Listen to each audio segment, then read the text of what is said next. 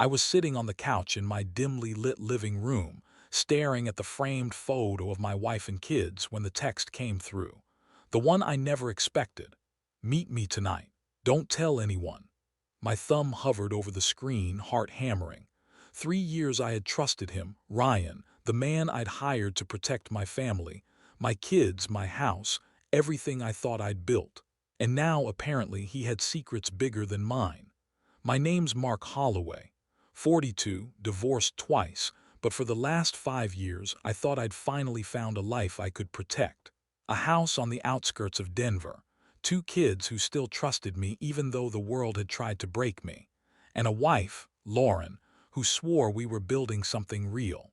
But when I stared at that message, my chest tightened like someone had slammed a fist into it.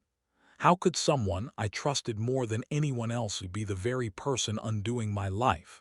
It started 3 months ago. I noticed subtle things at first: missing money from the safe, Lauren taking late-night walks around the neighborhood, Ryan always showing up right when trouble seemed to strike. I shrugged them off. I'm a guy who likes order, not paranoia. But the gut feeling, the one you try to ignore because it's easier than confronting reality, it never lies. That night, I decided to follow Ryan after he left my house under the pretense of checking on a suspicious neighbor. I stayed in my car, keeping a low profile as he drove to a part of town I didn't recognize. Parking under a flickering streetlight, I watched him pull a key from his pocket, unlock a door in a dark alley, and disappear inside. And then the front window of the building lit up. And there she was, Lauren, smiling, laughing. My stomach dropped. My brain refused to process it. I blinked. No, this can't be real. She waved at him like he was her best friend, leaned in close, whispered something that made him laugh. And just like that, the life I thought I knew cracked in half. All those nights I worried about burglars, about petty thieves, about someone breaking in, the real threat was standing right inside my own house. My trusted protector. My wife. The next day I didn't sleep. I didn't eat. I just sat at my kitchen table, staring at my coffee, my hands shaking. How could they do this? How could someone I trusted with a gun, with access to my family, my home, my life, betray me like this? And the worst part, I had no proof. None. If I confronted them now, they'd laugh. They'd play the victims. And I'd look like the crazy husband, the paranoid man afraid of shadows. I started digging. Subtle at first, tracking phone records, checking receipts, watching them without them knowing. And the truth, when it hit, almost knocked me off my feet. Ryan wasn't just cheating. He was living a second life. A whole parallel existence I'd never imagined. Luxury apartments downtown, nights out I never knew about, and money, stacks of cash that didn't make sense. And Lauren, she was in on it all. Smiling at me in the mornings, cooking my favorite meals, talking about family plans, while laughing with him somewhere I couldn't even imagine. I remember the first time I confronted her. I asked her flat out, "Are you sleeping with him?" She froze. I thought maybe, just maybe, she'd tell me the truth. But then her lips curled into a smile, one I didn't recognize. "Mark, you're being paranoid," she said. And just like that, she made me doubt myself. Maybe it was me. Maybe I was losing it. Maybe I was imagining things. But then the phone beeped. Another message from Ryan, another hint, another breadcrumb in a trail I couldn't unsee. I knew I had to get proof, something solid, undeniable, because this wasn't just about cheating. This was betrayal at a level that could ruin me financially, emotionally, spiritually. Ryan had keys to my house, my safe, my life. He could destroy everything I worked for in an instant. And the scary part, I had no one to trust. Friends. Some I'd confided in told me I should move on or get over it. Family. They'd never understand the depth of it. It was me, my instincts, and the streets. The shadows where they thought I wouldn't see. I rented a small van and started staking out their apartment downtown. Rain pounded against the windshield one night, the wipers screaming across the glass. My teeth were clenched, knuckles white. I watched Lauren enter the building, arm linked with Ryan. And then, when I thought I couldn't feel any more disgust or heartbreak, I saw it. Another man. Not me. Not someone I knew. He handed Ryan an envelope thick with cash. And then the door closed behind them. My mind screamed. I felt rage, fear, desperation, all tangled up in a single, raw emotion that left me shaking in my seat. That night I drove home in silence. I pulled into the driveway, stared at the lights in my house, my kids' rooms. I thought about walking in and confronting them, about screaming, about taking a gun to the door, anything to reclaim control.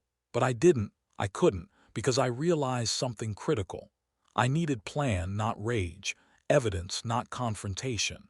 And maybe, just maybe, the biggest betrayal would be the start of the biggest comeback. 3 nights later, I found it.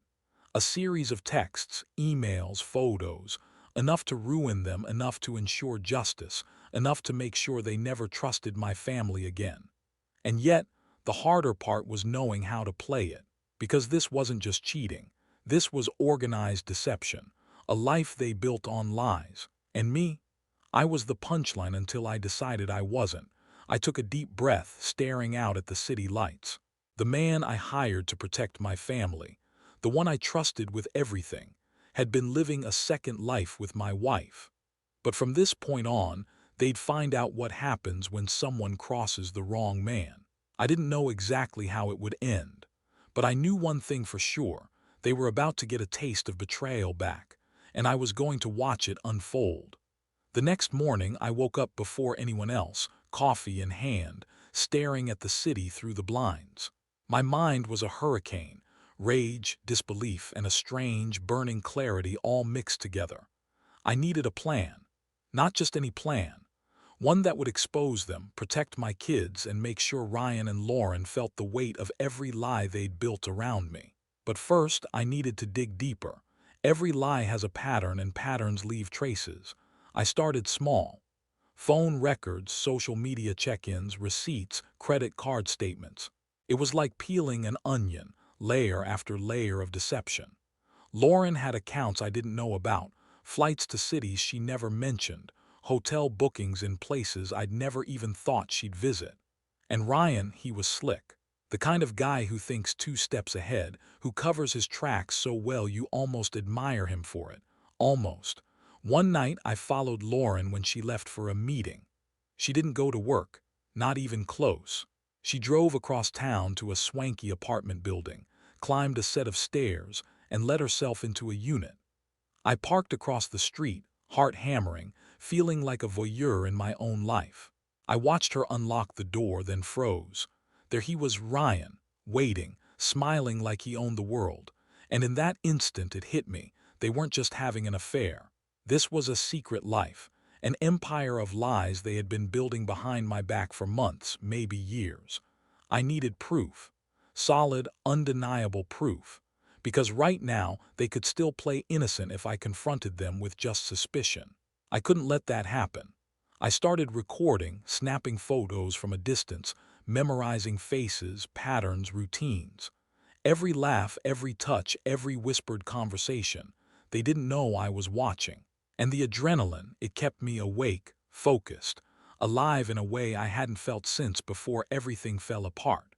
But even with all the surveillance, the emotional toll was brutal. Every night I went home to my kids trying to act normal, trying to smile, while inside I was a storm of fury and heartbreak. They noticed. Of course they did. Kids are like radar, they know when something's off. My son Jake asked me one evening, "Dad, why are you always on your phone? Are you mad at Mom?" My daughter Lily stayed close, her small hand gripping mine while she whispered, "Daddy, are we going to be okay?" And I had to pretend. Pretend I didn't know the truth. Pretend everything was fine. Pretend I wasn't planning the moment when everything would finally come crashing down. Then came the breakthrough. Ryan had been sloppy, just once. A text to the wrong number, an email sent without encryption. It was enough. Enough to connect dots, to see the network they'd built around themselves. Lauren had a second bank account, offshore, funded entirely with money siphoned from accounts I didn't even know existed. Ryan was funneling cash from security consulting gigs that weren't actually real. They had a rhythm, a routine, and now I had it too. That night, I sat in my car for hours, staring at the dashboard, thinking about how I'd confront them. Direct confrontation. No, too risky. Police. Too slow. Friends. Too naive. I needed leverage. Something so solid that when I dropped it, their world would crumble. And then an idea hit me. What if I flipped the game entirely? Let them think they were untouchable. Let them continue their charade. And then strike in a way they would never see coming. The next few weeks became a blur of careful observation and quiet planning. I memorized Ryan's schedule, mapped Lauren's secret outings, even tracked deliveries to that downtown apartment. Every day, every night, I collected pieces of their puzzle, and with each piece, my anger became sharper, more precise. I wasn't just hurt anymore, I was calculated, methodical, and the scariest part, I could see it. The end game forming in my mind, one where they would finally understand exactly what it feels like to be powerless. One Thursday night, I finally had the chance to get closer. Lauren left her phone on the counter, Ryan stepped out for a smoke, and I slipped inside their apartment with gloves on, heart pounding like a drum. The apartment was pristine, the kind of place that screamed wealth and secrecy. I took photos, collected documents, saved emails. Every scrap of evidence that would prove beyond a shadow of a doubt that they were living a second life. A life built on lies, betrayal, and theft from me. And just as I was about to leave, my hand brushed against something cold and metallic in the drawer. A small flash drive labeled in Lauren's handwriting. Plan B, Mark Holloway. I froze. My pulse raced. This wasn't just a secret life. They'd been planning for me. Every eventuality, every escape route, every cover-up, all meticulously mapped. But now I had it. The key to exposing them. The power shift was in my hands. And for the first time since I discovered the betrayal, I smiled. Not a small smile, a predator's smile. One that told me your time is over. And just like that, the story changed. No more hiding, no more pretending, no more feeling powerless while they laughed behind my back. From this point on, I would control the narrative. I would dictate the outcome. And they wouldn't know what hit them until it was too late. I didn't sleep that night. Not one wink. My mind was a storm of possibilities, each more precise than the last. I had the evidence. Emails, texts, photos, bank statements, and that flash drive Lauren had so arrogantly labeled. Every scrap of it screamed betrayal, greed, and arrogance. And now, for the first time, I wasn't the victim anymore. I had leverage, I had control, and I was going to use it. The first rule, patience. Let them make the next move. Let them believe they were untouchable. Let them continue living their double life, laughing, oblivious. And then the fall. I mapped out Ryan's routine to the minute, Lauren's schedules to the hour. It was like playing chess against an opponent who didn't even know they were in the game yet. I had to anticipate every move, predict every lie, stay 3 steps ahead. And I was ready to play. Day by day, I built my arsenal. I made copies of everything, encrypted it, stored it in multiple secure locations. Emails to myself, hidden cloud accounts, old-school printed copies tucked in safe places my kids could never find. Every what-if scenario was covered. Ryan couldn't steal the money. Lauren couldn't delete the evidence. They couldn't run, hide, or spin this. And the scariest part, I wasn't just planning to expose them, I was planning to make them pay. But revenge isn't about rage. Rage clouds judgment. You strike with precision, with strategy, with psychology. I had to understand them. Ryan thrived on control. Lauren thrived on manipulation. Both fed off arrogance. And I would use that against them. I'd make them believe they were untouchable, and then the rug would be pulled from under their feet. My first test came unexpectedly. Ryan came to the house under the pretense of checking security systems. I let him in, smiled, acted calm, all the while watching him like a hawk. Every movement, every glance, every smirk he gave me, I cataloged it. Then, casually, I mentioned a new security protocol for the neighborhood, something I had made up on the fly. I watched him blanch ever so slightly. That little twitch in his eye, that was fear. And I knew right then the real game had begun.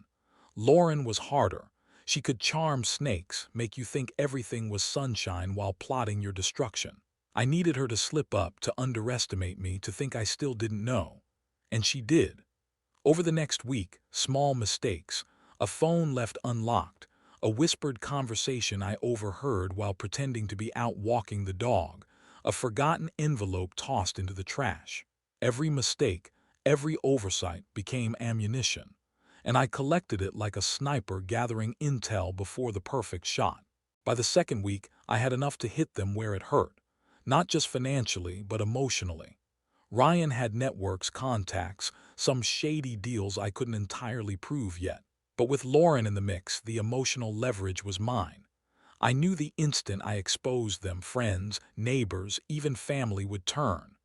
The trust they had built around themselves, the illusion of power, they'd crumble. And I'd be standing there, calm, collected, in the eye of the storm. Then came the most satisfying moment so far. Lauren left her phone on the counter again, careless, arrogant, oblivious. I skimmed through her messages, smiling when I saw the patterns forming clearly now.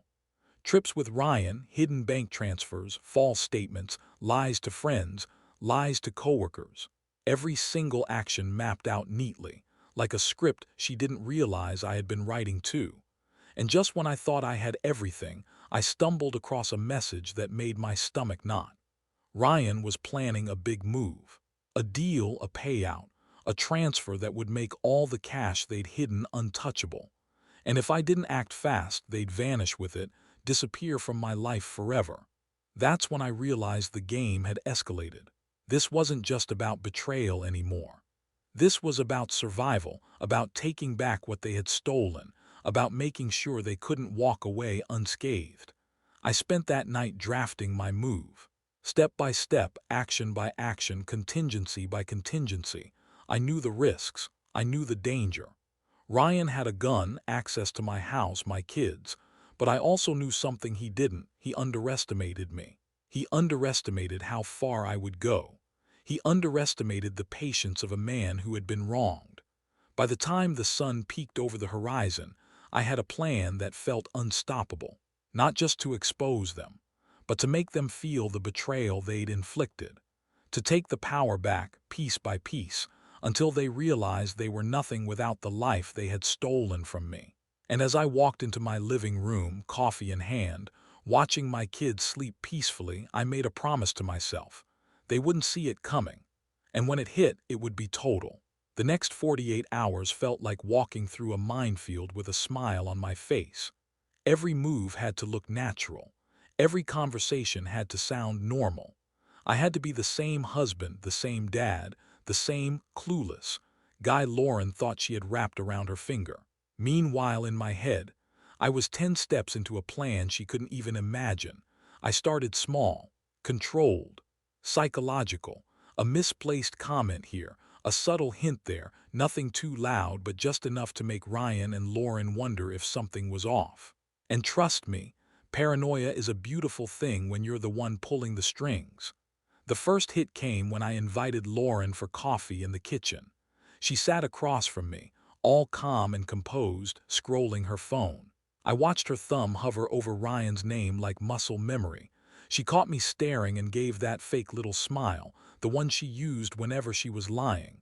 "You okay?" she asked. "Yeah," I shrugged. "Just thinking. You've been distracted lately." Her smile twitched. For the first time in weeks, I saw panic flash across her eyes. One slip, one moment, one crack, that's all I needed. Later that night, Ryan came by again. Security check, of course. I opened the door with a calm, friendly smile, the kind that hides hurricanes. He walked in with that stupid confidence he wore like a cologne, strong enough to make you choke. "Everything good here?" he asked. "Perfect," I said. "Kids are safe. That's what matters, right?" He didn't catch the tone. Not yet, but he would. Over the next few days, I built phase 2. If Ryan and Lauren wanted to play dirty, fine, I'd play smarter. I knew their weakness wasn't just greed. It was ego. They believed they were brilliant, calculated, untouchable. They thought I'd crumble, break down, fall apart.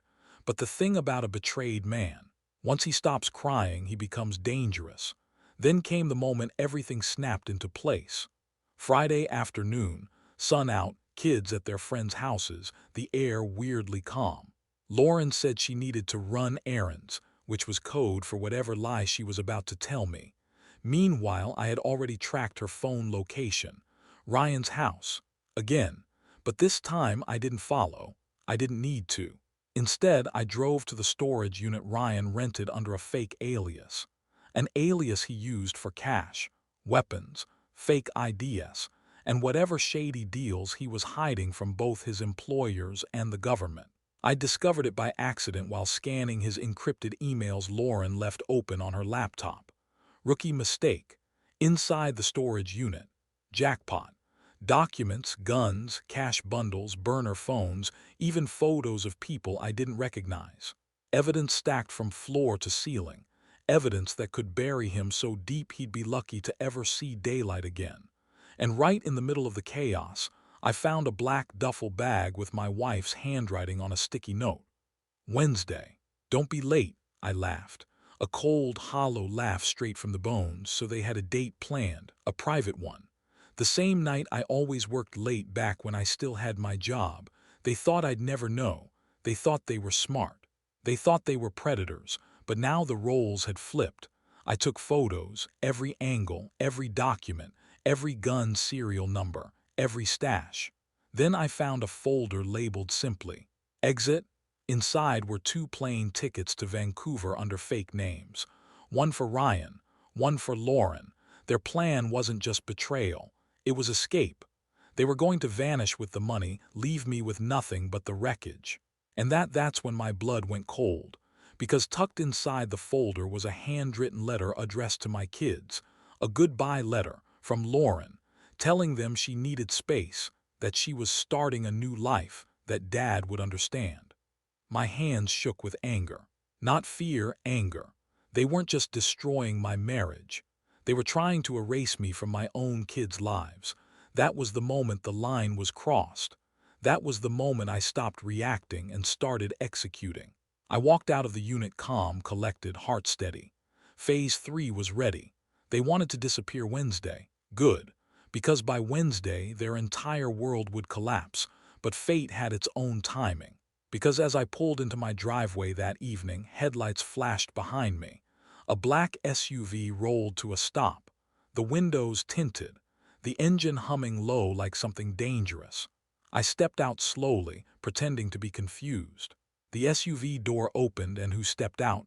Ryan, face cold, jaw clenched, hand resting on his concealed holster. He walked toward me with a look I'd never seen before, not arrogance, not confidence, but suspicion. Mark, he said quietly, stepping into my personal space. We need to talk. That was it. The first moment I felt real danger, but I stood tall, and I locked eyes with him. Yeah, I said. We do. Ryan stepped closer, eyes dark, hand hovering near his gun. What exactly have you been up to lately? He asked. I exhaled slowly, because he had no idea how much I already knew and how deep I was willing to go. I stared at Ryan, calm on the outside, boiling on the inside. Every instinct screamed to strike, to fight, to end this now. But I'd learned patience the hard way. Rage makes mistakes. Precision wins wars. And this was my war. You've been busy, I said casually, letting my eyes wander over him. Every twitch, every shift of weight, every finger brushing his holster, I cataloged it like a pro. He smirked. Busy surviving.